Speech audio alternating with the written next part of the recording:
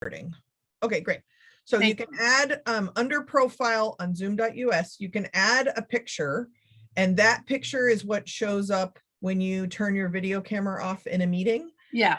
So I've even changed it, like when I've talked to different clients. So maybe you have like the COAD logo, maybe you have different things related. I've done things that are just funny and I change them all the time. So when my video is off, the picture is up. Yeah. But that's an I option. have one. I don't know why it's not coming up. I'm actually in contact with a graphic designer. We don't have a logo yet, but I'm getting one created. But I'll put a picture in there. When I'm on Zoom calls with other people, a picture of me does come up. So I don't know why it's not shown here, but I'll check.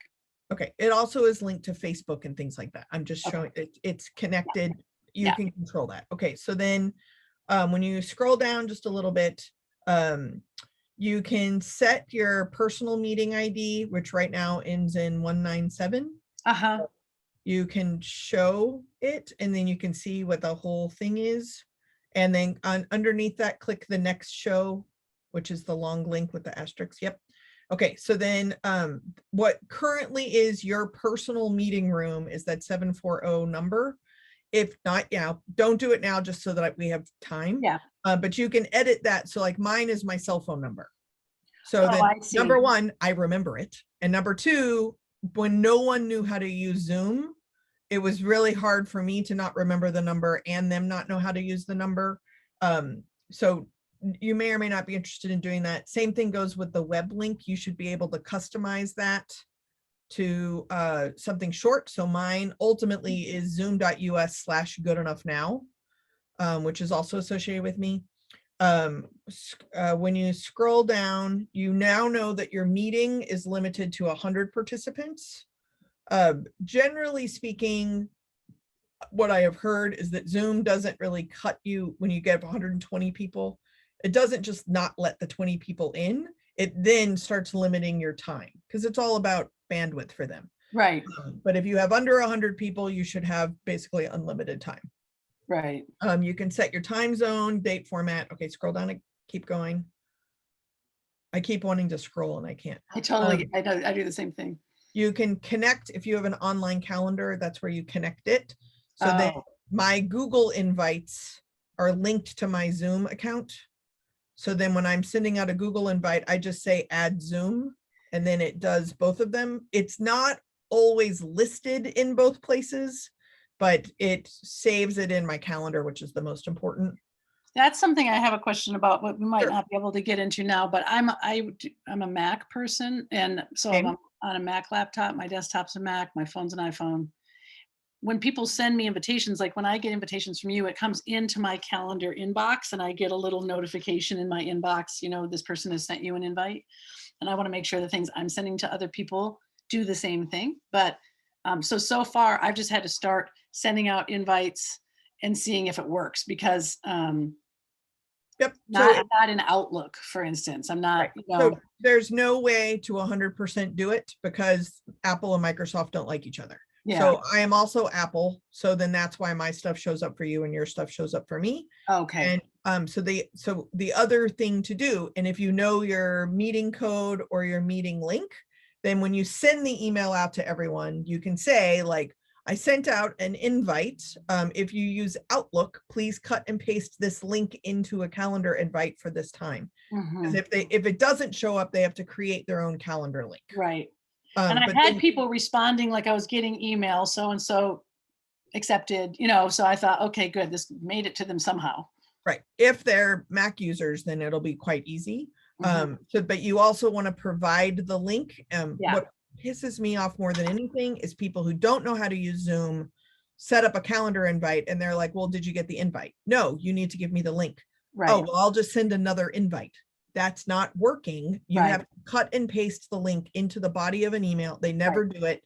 Drives me nuts. Okay. Oh, that's good to hear because I did that this morning. I had it in the calendar invite I sent out, but I sent out an email today with the Zoom information and just said, here's the link if anyone. So that's good. People need, even if you have a calendar invite, I still encourage, and your reminder is here is the link, just if you need it. And we're getting a little bit ahead of kind of the list I usually go over. But yeah, no, that's okay. Thank you. It's okay if you're having, you have your usual link, and if you set something up to have a password, the link will be very long and the password is kind of embedded in that link. And then if you're using a webinar, the links sometimes are specialized to the person. So you just need to be really mindful of what link you're giving out.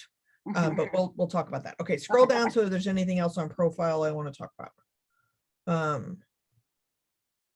No. Okay, great. Okay, so go back up to whatever is after profile. Okay, so then wait, before you click on meetings. Okay, so then let me fundamentally describe the difference between meetings and webinars. Okay. So there's very heated debates on this. So the webinar, it's also like a limitation of language, right? Is that there's virtual programs because they're on Zoom, some are meetings and some are webinars, and we collectively refer to them as all webinars. So the main difference is about controls of what a participant can do. So webinar is a lot, it starts off with nothing. They can do nothing. And the participants are basically watching a television show. Right. Where that would make sense. Like that, like, so if we take the award ceremony thing for zero waste that I did, it would actually make total sense for most people to be watching the show. So, but because everyone was so lack of tech savvy, in order for that to happen, a webinar has a very specific link that is unique to each individual person. And if they click on that, everything works out great. Because those individual links have all the Jedi skills. And then there's a generic link that like puts you in the studio audience. But because people were not very tech savvy, we couldn't do a webinar. So we just did a meeting. And so when you're in a meeting, everybody could potentially have exactly the same skills. And it starts off at your default settings, which we'll get to that because you'll have to figure out what you want to do with that. Yeah. My default settings are pretty much wide open. And then I have two security things, a waiting room and a password. So then when you get to settings, you just need to spend a couple of hours and make some choices about what it is that you want to do. And then that becomes your meeting default. And then every meeting you can always adjust once you're in a meeting. And webinar, the participants start with almost nothing. Like can't turn the camera on, can't talk, can't chat with each other. Like you are shut up, like watch the show. Yeah. But it's dependent on panelists following directions, which spoiler alert, they don't do. So I hate webinar. Yeah. Hate it. But that was its point. Yeah. So between I've attended those, you know, where you just sit there and watch and they can't see you. And it's nice because you can be in your jammies and get a cup of coffee and you don't have it, you know, the pressure. Totally. There are reasons to do it. In my line of work, it's way more interactive than that. And I hate it. Yeah. And usually it's clients who are scared of interaction that they're trying to lock stuff down, which I don't like anyway. Okay. So before we click on meeting, now just looking at the tabs that go across. So upcoming, previous, personing room, meeting templates I've never even used. So for your previous meetings would be like an index of everything you ever had. Zoom actually keeps all this stuff for a limited window of time. So that's like the index, right? I have 4. Right. Good job. I probably have 4 million. So okay. So then go back up so I can see. Okay. So upcoming are the ones that you have scheduled. Now, this is what I mean by the calendar situation. So your calendar will always have more than Zoom will have if you schedule a Zoom through your calendar. Right. If you schedule a meeting through Zoom, Zoom will always have more and you have to check and make sure it's in your calendar. I see. It's getting better, but it is not 100. And if you are Apple and someone else's Outlook, you just have to assume it's missing in a place. So that's kind of how I roll. Okay, so if you wanted to schedule a meeting, if you click on the blue box that says schedule meeting,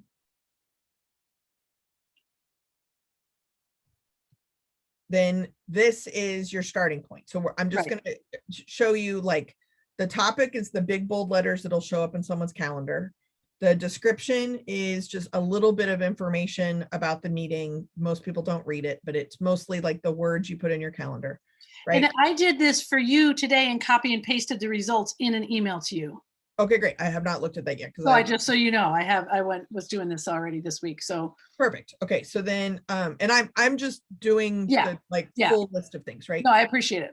So then when you set the meeting, the reoccurring meeting check mark allows you to set up that it's going to reoccur 4 times, and then you can go in and edit those 4 times so they don't have to all be Oh, Tuesday at the same time. You can change it if you need to, but it starts somewhere.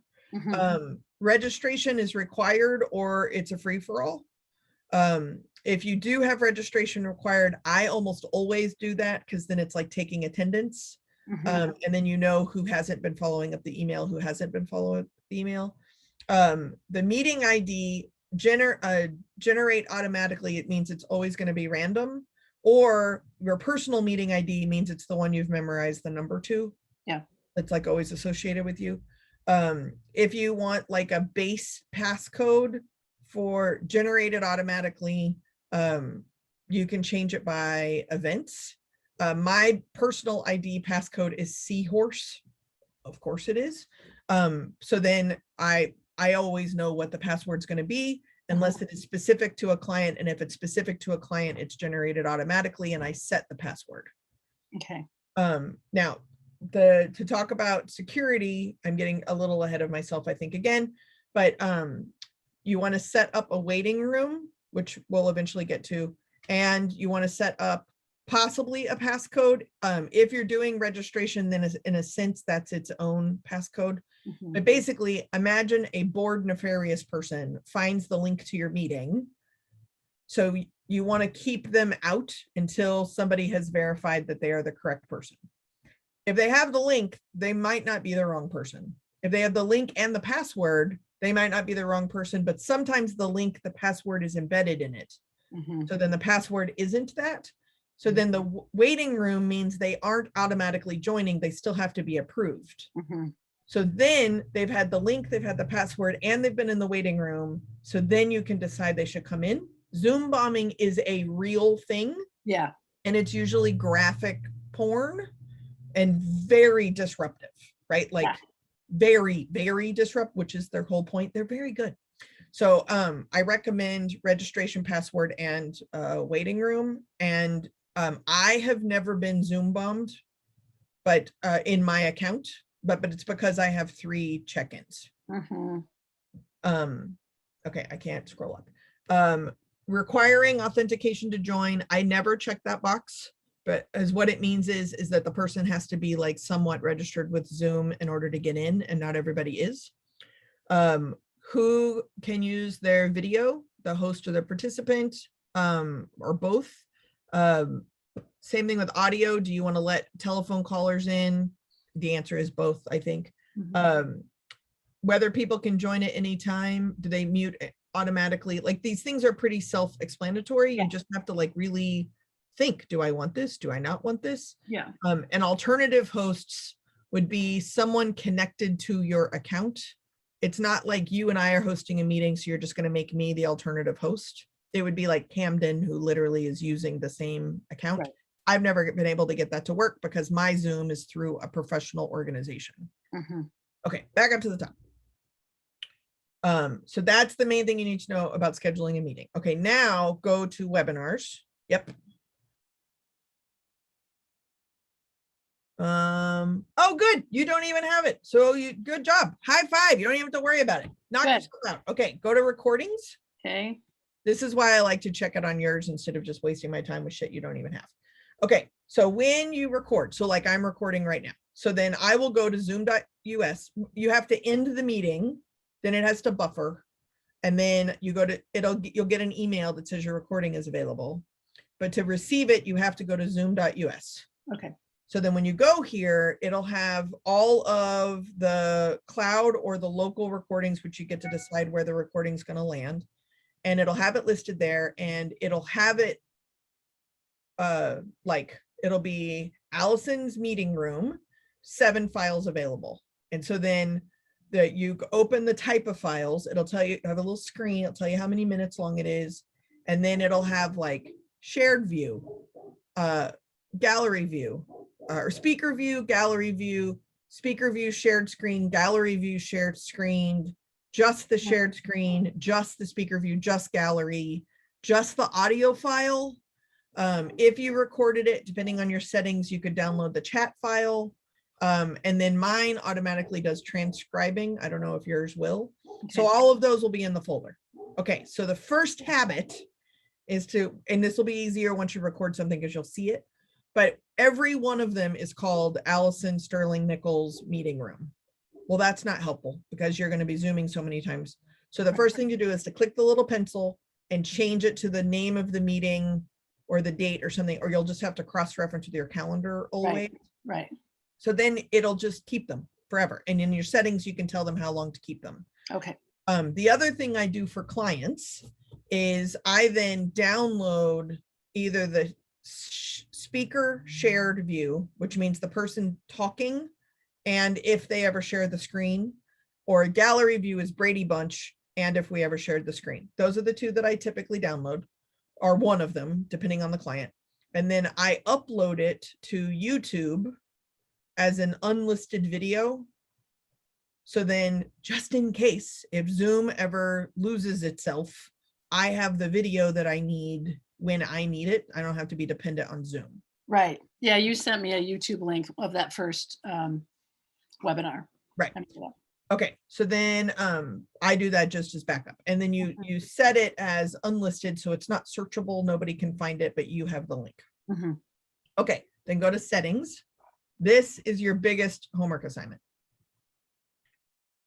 So all of these areas, you literally just grab a beverage, go through, read each thing and make a choice about what you want to do. And then like for your waiting room, you have your waiting room turned on, but you can customize your waiting room. So mine has my logo and a joke and that kind of stuff. Mhm. So you'll need to do that through every single thing. And fun fact is there are updates all the time for Zoom because there's so many billions of people using it every time. So if you notice on the top of your screen, it'll say zoom.us when you are in a call. And if you click, or don't even click it. I think you just put your mouse over it. It'll pull down a little Zoom menu and one of them is check updates. And every morning I check updates and it takes 20 seconds. You don't even have to restart your computer. But then about every 4 or 5 months, I probably don't do it often enough, but every 4 or 5 months, I then schedule a Zoom settings date because they've changed things. They've added more bells and whistles. I need to figure out what the hell's going on. All of their tutorials are super good. Their customer service is super good. So if you have questions or something, I recommend it, but most people don't even get this far. Yeah. Okay, so then back up just a little bit. Let me show you one more thing. Okay, so see where yours says admin, user management, room management, account management, advanced. So those are also like more specific settings of like who can use your account. As a participant, what powers do I have? As a panelist, if you're, well, you don't have webinar. So as you, what do you want to be able to do? Like give out closed captioning powers or open annotation. Like there's a whole bunch of things now that you can do that you didn't used to be able to do, but you don't know that because you're just starting. Room management is like sharing screen, for example. So you are in my Zoom room, but I allow my participants to share screen. So then if I'm doing a presentation, for example, and I forget to turn my shared screen off, you have the power to end my share before you add your share, even though it's my Zoom room. Because I might fuck up at some point, but you need to think about those things. Okay, so then back up to the top again, I think. Oh no, we did all of those. Schedule a meeting, join a meeting, host a meeting. We already did all that. Okay, we already did all that. Okay, great. So I'm gonna I'll go through these settings later. Yeah, it's people, this is the part that nobody listens to me. And if you would just do that, then you also know what it's capable of. Yeah. And that you just don't want to use that. Right. All right, great. Like it has a dry erase board functionality. And I'm like, no, we're just skip. Yeah. No, not happening. Right. Okay. So then we should probably switch to your account so that I can show you how to do like breakout rooms and stuff. Okay. Does that sound good? Yeah, I don't need that now, but I'll need it later. And I would hate to track you down again when you're being so generous with your time. So would we have to go back to that invite that I sent you? Yeah. So 2 things. Number 1, you are not bothering me. And I will tell you like, not this week, Allison. So you. totally fine. Okay, so I am